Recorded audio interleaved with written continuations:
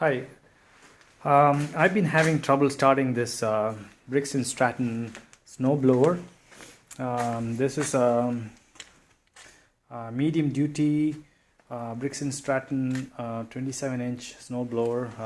I've had it for 3 years. This year we had trouble starting up the car. So I had to look at options, what was causing this problem. So what I noticed was if you want to open up this machine here, you have to pry open this knob for the choke and open up these two screws. That'll let you get access to the spark plug. So at first I thought the carburetor was the problem. Looked at the carburetor, there's no issues. But I found my snowblower, the spark plug had a problem, and you see it's been seen better days here. So what I did was basically change my spark plug, and that really helped start this. So anyway, I've changed the spark plug. You can see it, and I also changed the oil. The way to drain oil is you want to open up this knob, and after you open it, it's going to leak oil right away. So you better have like a container right underneath it.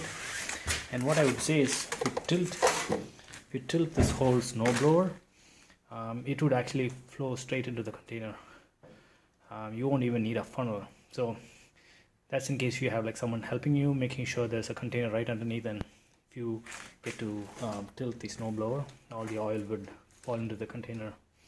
And I also changed the gas inside to high octane gas, because it was said that that's one of the main reason why things don't start. So step one, turn the switch on, put this on choke, and I'm actually at -20 here. I don't think I need to prime, but let's try.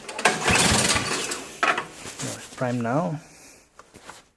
2, 3.